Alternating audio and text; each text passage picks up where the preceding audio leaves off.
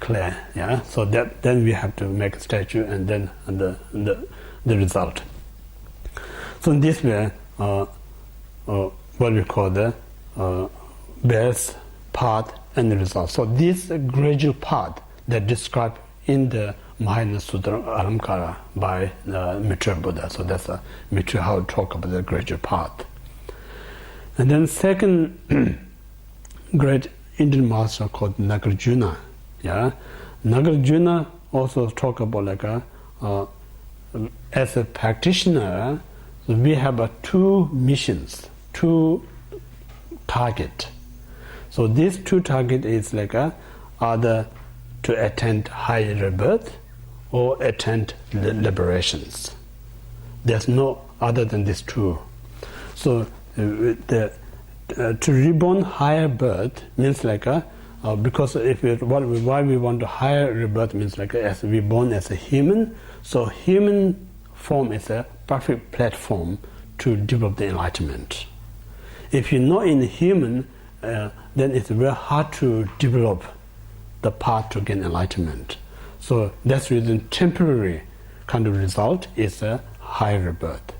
And the ultimate result is the enlightenment. So enlightenment, when we talk, is like the mind completely free from the mental afflictions and its residues. Once they're completely free, the mental affliction is the residues, then nothing that disturbs your mind. Undisturbed mind is we call the enlightenment. So if you look at that aspect, enlightenment is achievable. So only one can achieve when we practice in the proper way to cleansing our mind. Yeah, so that's the Nagarjuna state, like how to develop the gradual path. First, one try best to reborn constantly in higher rebirth. While we have this higher rebirth, we not miss the opportunity to keep practicing. Then eventually we will reach the destination. That's the Nagarjuna stated. Then other like a great Indian master called the Ayadeva. Yeah. So Ayadeva also saying like we need to practice to free 4 mistakes. We make 4 mistakes in every day. These 4 mistakes lead us the problem what we're facing today. So what 4 mistakes are, like what we're saying, like first one, we think everything is a permanent. That's one mistake. There's nothing is permanent. Reason is nothing is a permanent because everything that we live and we experience are created. So anything is created means like impermanence. Because if it's permanent, no need to create it. Already there. No need to do anything. So in this way, we think when we come to this place, some of us we came here a few times. We think this house is the same house as like a last time we visit. But the reality is not same house because it's impermanence. Moment to moment it changes. And then it's time we look into the sky, we think that today what we see sky is the same sky as yesterday. It's not same. It constantly changes. When we meet each other, like we say, oh, I know you, I met you before, we think it's the same person. It's not the same person, it constantly changes. So in this way, we perceive impermanent as a permanent. That's one mistake, first one. Yeah. And then second is like a unhappiness, we think it's a happiness. Yeah? Unhappiness as a happiness means like for instance, when we so hungry and then we want to eat some food, we think it's happiness. But the food is really make us happy, then we keep eating it. No? But after a while, then you're not interested to eat. So that very unhappiness makes you us happiness. So there's so many like samsari, many of our activities. If you really investigate other suffering, unhappiness, but we think them as happy. So that's the reason so much we caught up with the samsara. So that's the reason we make mistake unhappiness as we happiness. Yeah, second one. And third is unclean. We think it's a clean. Yeah. So, for instance, like myself, for instance, I love to eat meat. When I'm hungry, I have a desire. I think it's very yummy to eat this meat. But if you really carefully, it's not clean. Yeah. So we, on the human nature, like unclean, we see it's a clean. That's a third mistake. And the fourth mistake is like we think there is a self truly existent. We think the phenomena is truly existent. So reality, the phenomena that we attractive and self that we're grasping, if you really investigate, if these are truly exist as we perceive, as this appearance, then more you investigate, you have to prove this really exists. But when you investigate, you're not going to find as you perceive. For instance, like it comes later on, we talk about self. The self that we're grasping, up to now, we never investigate. We just live with our feeling. We just live with our intuition. We just live with our way of thinking. So we so much caught up or trapped with this idea of self. But then now you without kind of we call the non-biased way, really examine where is this self? What is this self? If you really investigate the self that we're grasping, we're not going to find as we perceive. So we don't realize that. We just still think it's a self. We're so kind of tightly grasping on it. So that's the we call the mistake of grasping self. Then the phenomena out there, some is so attractive, some is unattractive. So this attractive or unattractive is really exists out there, or this is just my mental imagination or mental kind of perceiving in that way. If you really investigate, the object, the attractive or unattractive, not exist out there. Because the reason how we can prove is like a very unattractive object become like a very attractive object. Where kind of a attractive object become like a very unattractive object. Yeah. So in this way, like the phenomena itself not really exists attractive or unattractive.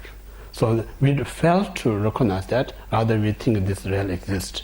So these four mistakes, so when we have these four mistakes, that diluting our mind become more ignorance.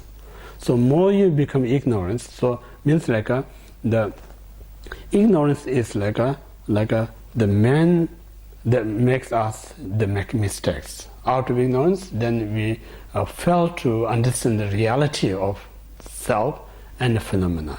When you fail to realize the self and nature, then we make a mistake that leads to negative karma, and then negative karma brings us the sufferings. So therefore, one need to really kind of develop the wisdom to understand things are impermanence. So what's the benefit out of it? It's like if we know it's impermanence, then we're not going to be waste each and every moment, because we never know what's going to happen tomorrow. It's no point to worry too much. If we really worry about tomorrow, so tomorrow is not just come by itself, it's created by its own cause. The cause of tomorrow is today. So what you do today, it will bring the result tomorrow. Without doing anything, just concerned about tomorrow, nothing going to happen. So this reason we have this kind of concern about tomorrow, but we're not doing anything about tomorrow. That's a mistake. So if you're really concerned, there is a Shantideva says like if there's any problems in your life, then you can look in two ways. It's not point to just worry about it. Then the problem that you may facing or you may concerning, think about how I can resolve these problems. So when you try to resolve this problem, some problem possibility be resolved, some cannot be resolved. So either way, it's no point to worry. If something you can resolve, just do and get rid of these problems. If something beyond you, then again it's no worry, no point to worry, just accept it.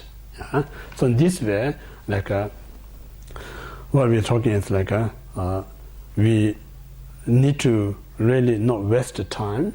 So like a moment to moment, if you maintain the positive, then this positive is a fixed tomorrow's problems.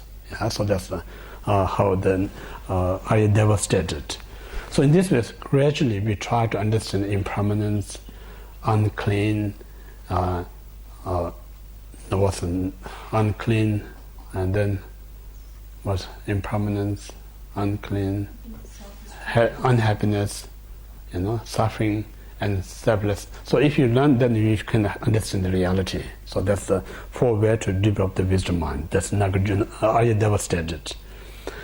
And then Shantideva, again a great Indian master, stated like first one need to put effort to attain the precious human rebirth. So I mentioned earlier, human precious rebirth is like a perfect platform to build the course to gain enlightenment. Because while you have a human precious rebirth, then in that birth one can develop what we call the loving kindness, compassion, and bodhicitta. So gradually, loving kindness is the cause of compassion. Compassion is the cause of the we call the enlightened mind or bodhicitta. Enlightened mind is the cause to attain Buddhahood. So there's no kind of quick path, jump from ordinary to enlightenment. You have to gradually build it. Yeah? So the best platform to build this gradual path is human rebirth. So in this reason, we need to grateful to have this precious human rebirth. It's very important. And at the same time, this human life its nature is impermanence, not going to be forever. Well, sooner or later, we're going to lose it. But once we lose, not means lose forever, we still can regain this human.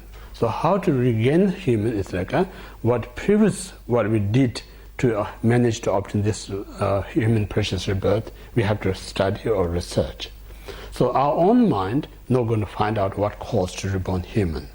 So only way to learn is like some enlightened being who discovered the cause. And they describe it like to cause reborn human is a practice of ethic.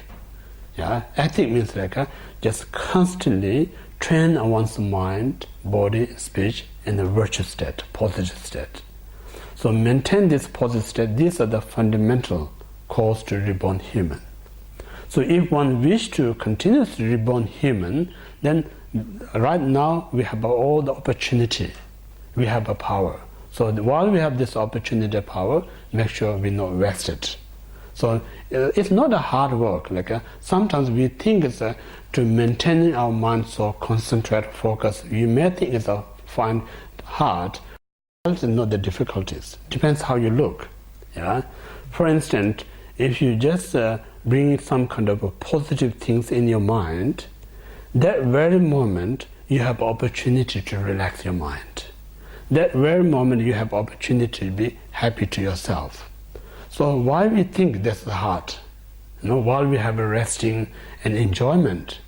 But the moment you in non-virtuous, if you look so complicated in your mind, unclear in your mind, restless in your mind, stressful there, then why we call this so easy?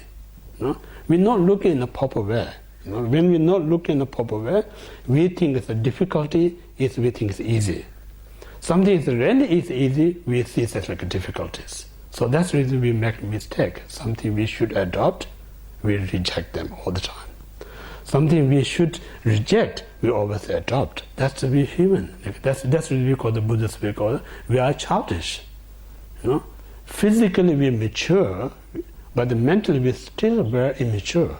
So this immature nature of mind make all these mistakes.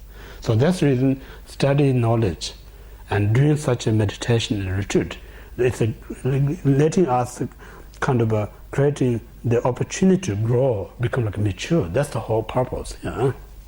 So this Shantideva stated in how he talked.